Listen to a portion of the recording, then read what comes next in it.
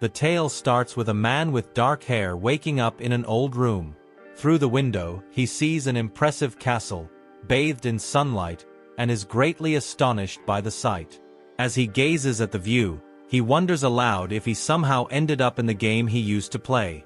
He recalls that, 3 years prior, he had taken over the body of a character from the game Heroic Legends of Harem. The story involved dangerous events and unending chaos at the academy, eventually leading to the world's end. It was an immense and complex storyline. Yet, no need to worry. The protagonist would handle the problems. And he was just a minor character. His name? Corin, a level 1 NPC. Corin believes he's merely an ordinary NPC in a beginner's quest, where the hero saves a villager. Stepping outside, Corin surveys his surroundings and marvels at how lifelike everything seems. He comforts himself with the thought that as long as this world follows the game's plot, things should go smoothly. Walking through the city streets, Corin muses about meeting Park C, the hero who's destined for fame and fortune. He looks around, trying to recall the hero's spawn point. Noticing a young man on a bench mumbling about wanting sweet potatoes or a soda, Corin is intrigued. The man stands up, covering his face with one hand, declaring that he'll live his life to the fullest. Corin instinctively grabs his arm, surprising the young man. With a smile, Corin says he'll do the same, realizing that Park C, who, like him, is also trapped in this game. Corin remembers his own experiences in the game, pondering how the only real difference between him and Park C, who lies in the privileges granted to main characters and the game's status windows. As Park C, who examines his system interface, he wonders what to do next. Corin, who's never fully completed the game, believes he can help fill the gaps. He embraces Park C, who, reminding him that to become a magician, he must improve his intelligence, and also not forget to acquire a skill book, an essential item. Confidently, Corin reassures Park C, that he's an expert on the game, having mastered every aspect of Heroic Legends of Harem. Having Corin as an ally would be a huge advantage. Suddenly, a large dog prepares to attack Corin from behind, its barking startling him. But Park C, who is already aware of the danger and casts a spell, forming a magic circle with his staff to defeat the beast. Turning with a smile, he asks if Corin is alright. Later on, the two battle against more vicious dogs. Corin is confident that his knowledge of the game combined with Park C, whose stats and system abilities make them a perfect duo.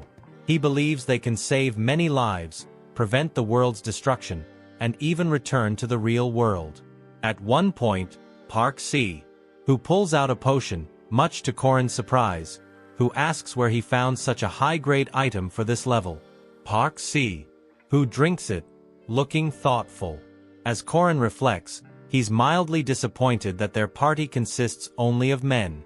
In the action fantasy game, there had been many heroines and romantic elements.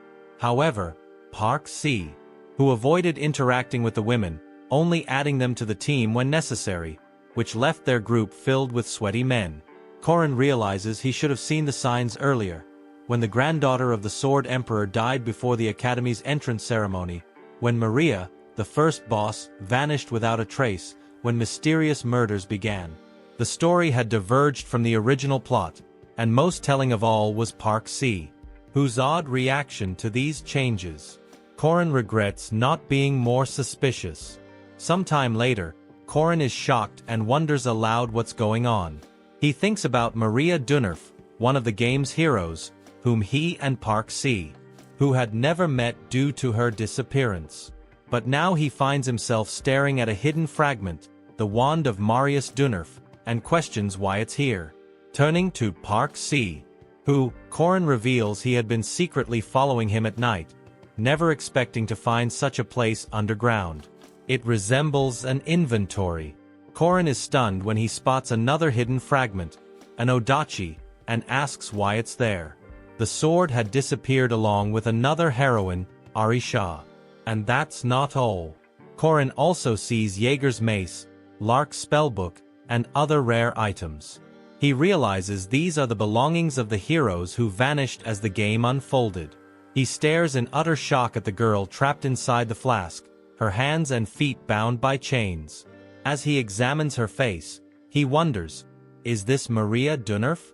Just then, Park Si, who arrives, standing behind him and saying something to catch his attention. The sudden interruption startles him. Corin turns to face him, covering half his face with one hand, and demands, "What are you doing here?"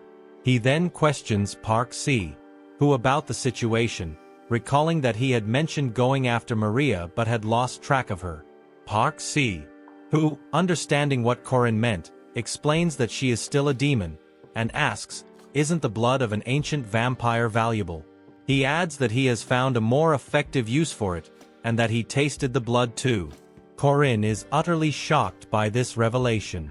His mind flashes back to the potion Park Si, who drank earlier, and the realization makes him feel nauseous and repulsed. Park Si, who, noticing his reaction, asks, "What's wrong with you?" He boasts about how hard he worked to capture Maria, spending an entire month in the forest setting traps.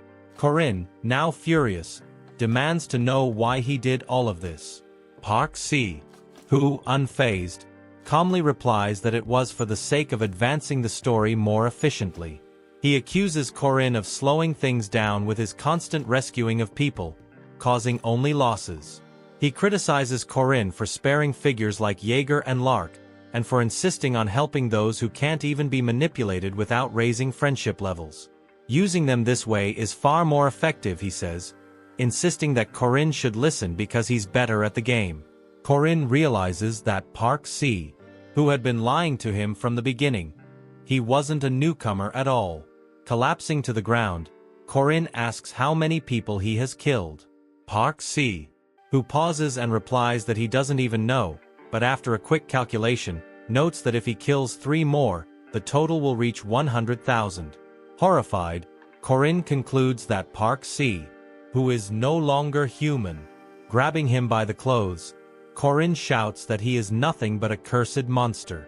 Park Si, who, unfazed, responds that they were just ordinary NPCs, and Corin had killed them too. Corin admits this but insists he only killed villains who couldn't be saved, those who longed for the world's destruction. Corin, now furious, confronts Park Si, who, accusing him of being obsessed with efficiency. He points out inconsistencies in his logic. Why would Odachi be taken? Why would a magician deal with a hidden fragment meant for knights? He questions why Park Si, who didn't just use a regular elixir or follow the system's more straightforward methods instead of resorting to this inefficient process of creating a farm. Before Park Si, who can respond, Corin loudly interrupts, accusing him of using this as an excuse to indulge his sociopathic tendencies. Surprised by the outburst, Park Si, whose eyes begin to glow menacingly, with a swift movement, he grabs Corin by the hair, violently shoving his head against the flask containing Maria. Corin slumps down, blood trickling from his forehead and leaving streaks on the glass. Park Si, who, visibly angered, scolds Corin, saying that after everything he had done for him, Corin had no right to speak to him that way. "That's all you think about," he yells, grabbing him by the clothes again, demanding that Corin should be everything to him, his entire world. He accuses Corin of meddling where he doesn't belong and says that all he does is gaze at girls. Park Si, who, now furious, declares that he won't hold back anymore. Corin stares at him in confusion, trying to make sense of his words. He begins crawling away, insisting that he isn't the kind of character Park Si, who imagines him to be. After spending 199 chapters together, he's shocked at how abruptly things have changed. Park Si, who, standing over him, releases his energy, proclaiming that he's eliminated everything standing in his way, all for their future. Corin, terrified, realizes that this explains why their team had only men. Park Si, who coldly replies that he only keeps the men around for appearances, so he doesn't have to think about them. "The only person I truly love is you," he says. Horrified, Corin punches him in the face and immediately starts running. As he flees, magical threads begin to chase him, wrapping around his leg. The threads multiply, ensnaring his entire body, and he screams in agony as they constrict him, forcing him to his knees. In desperation, Corin begs Park Si-woo to stop. Standing over him with a cruel smile, Park Si-woo tells him there's no escape. He's going to lock him up there forever.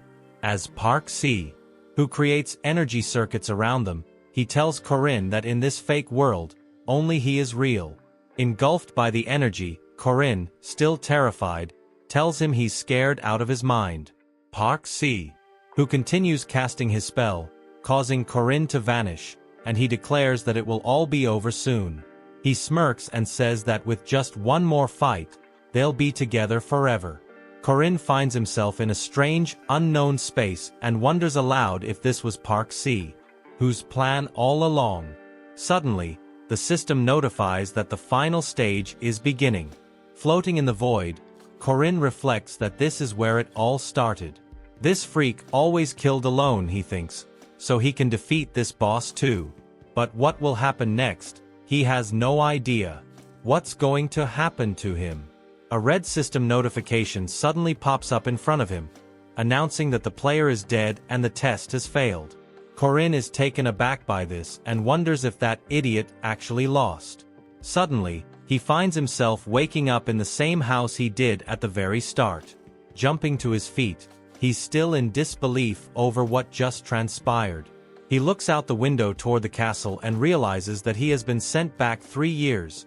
Back to the day he first found himself in this game. Filled with rage, Corin clenches his fists tightly and begins to tremble.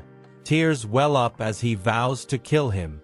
One of his eyes changes color as the thought of eliminating the player consumes him. Some time passes. The system alerts him that the Roshan River incident is beginning. Corin recalls how, during the mission to subdue the water monsters, a dam collapsed, sweeping away an entire village with it. Thousands of people and monsters perished in the disaster. Park Si-woo, laughing at the devastation, calls it incredible. Corin stares at him in confusion, not understanding why he found it so funny at the time. But now, it's clear, Park Si-woo saw the countless deaths as an opportunity to hoard experience points. Corin remembers how Park Si-woo mentioned that with 3 more kills, he'd reach 100,000. He's a cursed demon, Corin thinks as he sprints forward, convinced he can stop him right now, while he's still just a regular rank 5 rookie like him.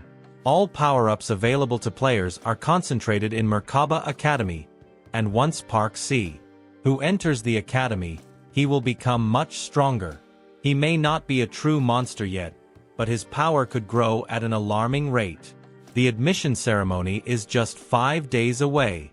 Sometime later, Corin is picking mushrooms in the woods. Looking at them, he realizes the only way to stop Park Si-woo is to act now. The system notifies him that a training quest has been completed. A carriage en route to Merkaba City broke down in the middle of a monster-filled forest. Corin must protect the travelers and their guards until the carriage is repaired. Later, after defeating the monster, a guy says they're done here. A girl standing next to him comments on his impressive skills. Park Si-woo laughs modestly and thanks her for the compliment. A man with a lantern by the carriage calls Leon and Laura, announcing that everything's ready. The two walk over, and the girl expresses her desire to sleep during the journey. Suddenly, a loud noise draws their attention, and they turn toward the source.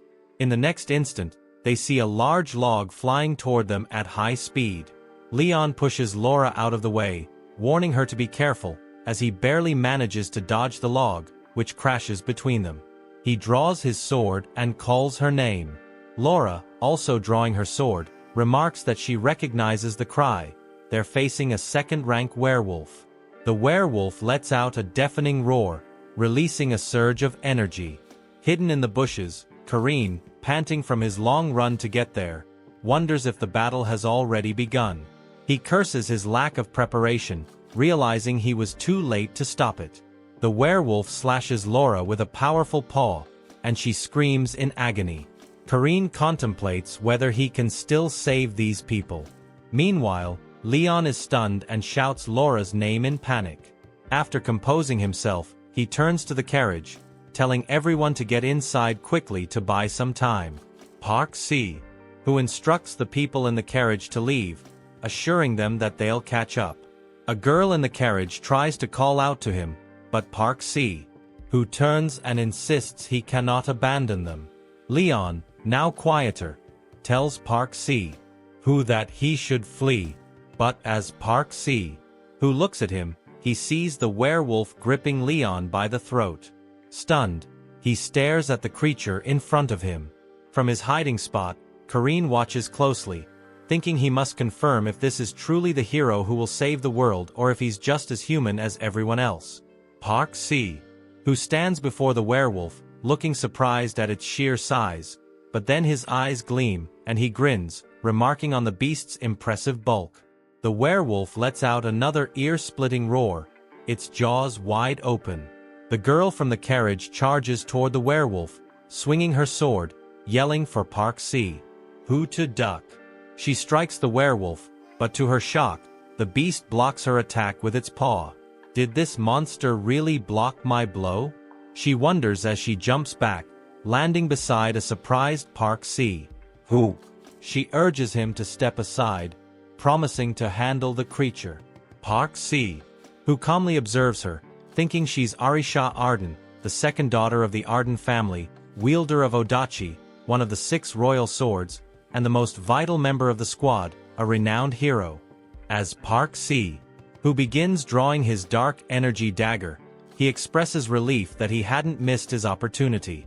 From the bushes, Corin thinks back, recalling an Easter egg hidden in the training, Arisha Arden's death. Suddenly, Park Si, who stabs Arisha in the back with the dagger as she tries to protect him. Corin is horrified by what he just witnessed, anger boiling inside him. It's the same freak after all, he thinks bitterly. Arisha, in shock and disbelief, stares at Park Si, who and asks, "Why did you do this?" She begins to lose consciousness due to the poison, and her vision becomes hazy. Park Si, who, smiling, apologizes and explains that his hand trembled because he was too nervous. The werewolf's eyes glow red as it lets out a loud scream. Injured, Arisha clutches the wound on her arm, staring in shock at the monster before her. The beast starts throwing rapid punches with its paws, and she struggles to block them all. Corin watches and thinks that if Arisha Arden dies here, Park Si, who will claim Odachi, allowing him to join Lunia Arden's elite squad, the legendary swordswoman. Park Si, who observes Arisha battling the monster, noting how the poison is affecting her but not killing her quickly. Is it because she's no ordinary NPC? He wonders. Arisha leaps back several times, putting distance between herself and the werewolf. Gripping her sword tightly in its scabbard, she locks eyes with the creature, despite her exhaustion, and tells herself to stay calm. She closes her eyes to focus on the battle. When she opens them, they glow with energy, her expression filled with determination. She activates her flawless maneuvering skill, emitting a powerful blue aura that shines brightly. The werewolf screams loudly, but Arisha stands her ground, channeling energy into her sword. Park Si, who frowns, realizing that if she continues like this, she'll defeat the monster on her own. With a smile, he prepares to throw his dark energy dagger, saying he can't allow that to happen. He launches the dagger, and Arisha, surprised, notices it and blocks it with her sword, sending it flying away. Turning back to the werewolf, she mutters that last time wasn't a fluke. But when she faces the monster again, she finds its face is already dangerously close. With lightning speed, she swings her sword upward, managing to strike the werewolf and plunge the blade into its head. Both Arisha and the creature collapse to the ground, and it bites her as they fall. Breathing heavily from the battle, both of them bleed out. Park Si, who approaches and takes the sword, while Arisha, tears in her eyes, asks why he did this. Smiling, Park Si, who looks at the sword and declares it a success. He's acquired Odachi. Inspecting it, he remarks that although it requires a certain skill to wield, he'll deal with that later. Remembering something, he turns to Arisha with a wicked grin and says, "Oh, I almost forgot. Killing an NPC gives experience too, doesn't it?" Arisha, her vision blurred by the poison and the deep bite wound from the werewolf, closes her eyes and begins to cry as she looks at him. Park Si, who, smiling cruelly, raises the sword to strike her. But before he can finish, a small pouch of strange powder hits him in the head. The powder scatters in the air around him, and he begins coughing uncontrollably. Startled, he looks at the powder swirling around him. Furious. "What the hell is this?" he asks angrily. Scanning the surroundings, he shouts, "Who's there? Show yourself now." Suddenly, several small forest monsters emerge from the trees, charging at him. Corin recalls the mushrooms he gathered earlier and realizes that toppin mushrooms are a favorite food of these forest creatures. The reddish pollen from the mushrooms has coated Park Si, who, making him look like a piece of freshly marinated meat to the monsters. Now, they only see him as food. Park Si, who, infuriated, fights back with Odachi, yelling at the creatures to get lost. As he battles the forest monsters, Corin seizes the opportunity to pull the unconscious Arisha to safety, relieved that she's still alive. His gaze falls on the werewolf's body lying on the ground. Using his dagger, he cuts out one of its fangs. However, he's startled when Park Si, whose voice rings out again. Holding his sword at the ready, Park Si, who demands to know who he is. Corin, quietly gathering dirt in his hand, boasts about defeating 3 horned rats in a minute. "It's cool to wield a sword like Odachi, right?" he taunts. Park Si, who, taken aback by the familiar voice, finally recognizes him. Corin stands up and turns toward him, a smile spreading across his face as Park Si, who calls his name in surprise. "How did you get here?" Park Si, who asks, confused. Corin looks at him and wonders if the freak truly doesn't remember anything. He smirks and thinks, "This is perfect." He warns Park Si, who that holding the sword like that could cost him an arm. Park Si, who glances at the sword in his hand, confused, and asks what he means by that. Corin rushes toward him, grinning slyly, swinging his fist. As he closes the distance, he throws the handful of dirt he had picked up earlier. Caught off guard, Park Si, who reacts too late, raising his hand to shield his face and calling Corin a freak. Blindly swinging his sword several times, he misses, screaming that Corin must die. Corin dodges each blow with ease, thinking that despite being an average swordsman, Park Si, who is still quick. Not only that, but he's physically stronger than Corin. He advances with the monster's fang, dodging the attacks and realizing there's no option but to give it his all. He seems to throw a punch aimed at Park Si-ju's throat, but at the last second, Park Si-ju opens his eyes and narrowly avoids the strike. Corin continues his assault, confident that he's doing the right thing. He can almost sense the looming threat of that fang piercing his neck, can't he? He must stay vigilant and focused on his weapons. Park Si-ju, doing exactly what Corin had predicted, watches the fang closely, trying to fend off the strikes with his sword.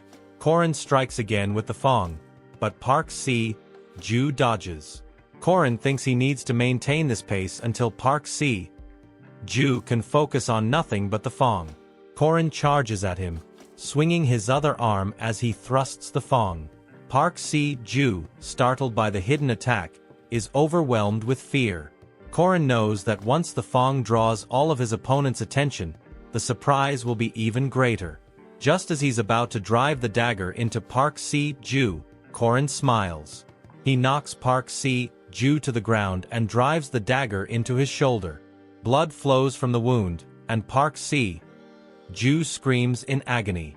His attention shifts to the injury, tears welling up as he looks on in horror. Corin raises his other hand, still holding the fang, ready to deliver another strike.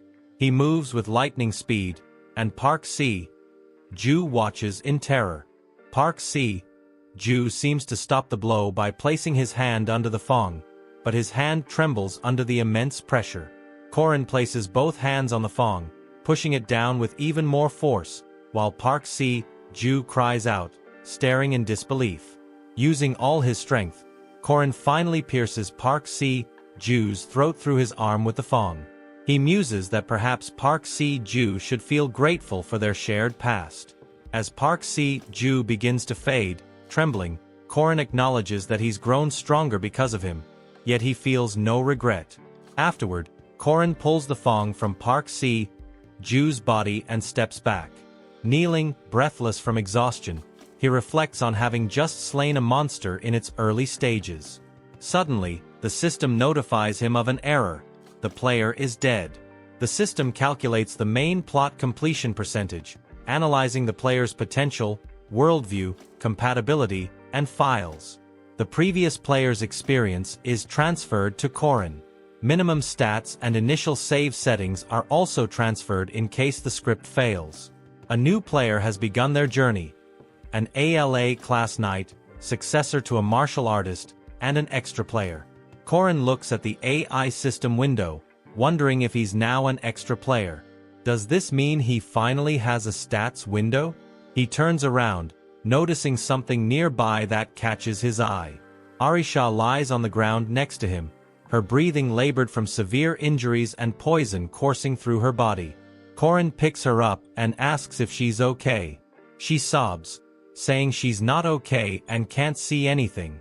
He points out that at least she can still speak. Leaning in closer, he asks if she feels dizzy and whether she's lost her sense of smell. Does she still hear a ringing in her ears? Arisha closes her eyes and asks how he knew all that. Corin suspects, based on her slurred speech, that she's suffering from peacock frog poison. He notices the Fong lodged in her stomach and recalls how difficult it is to create this poison without using various combinations during training. If Park Se-ju's combination skill had been a little higher, she would have died instantly.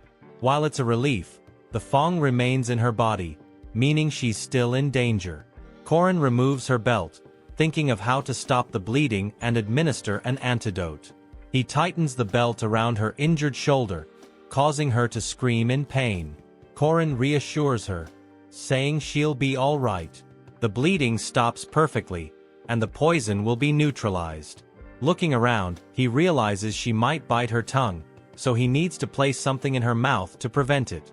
He glances at Park Se-ju's severed hand on the ground and, with a grim expression, considers his options. He puts the hand in Arisha's mouth, telling her to bite down hard. Then, he removes his shirt, warning her that it's going to hurt, so she must brace herself and endure it. Corin grabs hold of the Fong embedded in her stomach, reflecting that he doesn't fully understand why he traveled back in time. But now, a player has died by his hand. Pressing his shirt against her back, he pulls the Fong from her stomach in a swift motion, causing Arisha's eyes to widen in pain. Corin sits beside her as she tries to scream but cannot due to the overwhelming agony. Shortly after, she passes out. He wraps her stomach wound with his shirt, thinking that he's saved her. For now, it's enough. Later, Corin starts a fire and prepares something in a pot. Hearing Arisha stir, he tells her that he's making an antidote, and she should wait a little longer. There's no need to worry. People don't die so easily. Lying there with her eyes closed, Arisha calls out to her savior, stammering as she asks for his name. Corin places a cloth over her eyes, replying that she doesn't need to know. Confused, she asks what he means by that. Corin looks at her, instructing her to stop thinking and just rest. He promises to wake her when the antidote is ready. From now on, he decides, as few people as possible should know about his actions. Drawing a circle in the dirt with a stick, he thinks to himself, "Now, it's my turn to clarify the situation." As the name implies, Arhan Heroic Legends is a tale about a hero. If the player resolves all the incidents and accidents at the academy, they become the hero and the world's savior. The player must confront countless villains and eventually face the final boss. The only reason that the peculiar Park Si-ju followed this storyline is because of the final boss, who must be defeated, or else the world will perish. But now the player is dead. So, who will take their place? The system notifies that Corin is now an AOA class knight, the successor of a martial artist, and an additional player. Corin believes he's destined to be the hero. Looking at something with displeasure, he reflects that this situation feels like a nightmare. They could have at least properly transferred the player's duties to him. The system displays several notifications in windows stating that he has no access to the system, the stats window, the inventory, or the combinations window. Corin glances at the messages and comments that, though he's become an extra player, he can't enjoy any of the player's privileges. He was thrilled to see the system, but in the end, nothing really changed. Knowing the future alone makes it extremely challenging to replace the player effectively. He will have to rely on something other than the system. He reminds himself that after training hard for 3 years, he's no longer just an ordinary NPC. Drawing a magic circle on the ground with his finger, a strong flame erupts from the spot. He remains seated, watching the flame rise before it gradually fades. Corin smiles, thinking to himself that it works. He was desperately fighting for survival. In his previous life, though inclined toward magic, he focused solely on one discipline: runes. These are ancient symbols imbued with magical power. Duty, restriction, and oath, also known as the 3 commandment runes, are among the most powerful laws of this world, granting superhuman strength but also leading to destruction. He decides to engrave all 3 runes on his body. Biting his finger to draw blood, he starts inscribing the runes onto his other hand with his own blood. The blood forms runes that burn on his skin, but he endures the pain, deciding the first rune will represent duty. By voluntarily making an oath, the caster gains additional power from this commandment. He could promise something simple like not eating chicken, but that would be too easy. The increase in stats would be minimal. Therefore, he must make a more demanding vow, one he can follow through with. He vows never to ignore the suffering of good people. The system notifies him that he has made this vow, and his stats will increase with each completed quest. However, failure will incur a 10-fold penalty. Corin bites his other finger, deciding that the second rune will represent restriction. As he inscribes this rune, he experiences immense pain. The system notifies him that the restriction is in place. He cannot perceive spirits. Corin knows that everyone in this world has spiritual perception, and there are incorporeal beings like ghosts and elementals. These entities can only interact with those who are aware of them, meaning they can't harm those who are unconscious or lack spiritual perception. The system warns that failure to follow this restriction will increase enemy damage by 600%. The restriction is now activated, setting damage from spiritual entities to 0%, while damage to material targets increases by 50%. With his spiritual perception now at 0, Corin feels fully protected from these creatures. The last rune is Oath. This commandment carries significant risk as it uses the weight of promises as a source of power. This is why neither he nor Park Si-ju used it in their previous lives. However, even Park Si-ju, who utilized everything the system had to offer, ultimately lost. So, Corin sees no reason to hesitate. He declares that he will take the heaviest vow, to save the world. He believes this is the vow of a warrior with grand ambitions. The commandments are complete. The system confirms that the duty has been sworn, and the commandments are applied to the additional player. Failure to comply will result in certain death. Sometime later, Arisha opens her eyes after a long sleep. To her surprise, she finds herself in a bed somewhere expensive. She tries to sit up but feels pain from the many injuries she recently sustained. A nurse standing nearby is startled to see her awake and asks how she's feeling. Arisha turns to her and asks where she is. The nurse replies that she's in the emergency hospital in the city of Merkaba. Arisha asks about the person who brought her there. Apologetically, the nurse explains that he just left. Surprised, Arisha asks if he left recently. The nurse, embarrassed, says that Arisha shouldn't move yet. But Arisha insists she's fine and asks where her belongings are. She notices a bag on top of a locker and asks if it belongs to her rescuer. She looks at the belt he used to wrap her shoulder, seeing the dried blood still on it. She turns away and calls for the nurse. The nurse, alarmed, asks what she needs. Arisha asks if there's a place nearby where she can buy honey-filled candies. The nurse, confused by the request, replies that she shouldn't be moving at all right now. 3 days after finishing the training quest, on the day of the Merkaba Academy entrance ceremony, Karim checks his wallet and mentions that he needs a student ID to enter. He spots an unusual letter and inquires about it. Holding it, he notes he doesn't recall placing it there. As he opens the letter and reads, he learns that his father is immensely proud of him. Like the great defenders, he must become a remarkable person who safeguards many others. Karim wonders when this letter was left for him. He believes he was merely an ordinary, talentless child, but even he has a family. Since taking on this body, he has acted awkwardly and unusually, yet he has still been treated as a family member. This is how he started to love his new family. This distinguishes him from Park Si-hoo. A while later, at the train station, many young people are looking around in different directions, and one of them asks in astonishment if there are really so many trains here. So this is the Merkaba Academy. A girl with blue hair waves to the newcomers and greets them. She asks them to gather. Spotting Karim, she asks if he's new as well. He confirms and introduces himself. The girl seems surprised and comments on his height, saying he probably eats a lot. She hands him a potato and kindly asks if he would like to eat.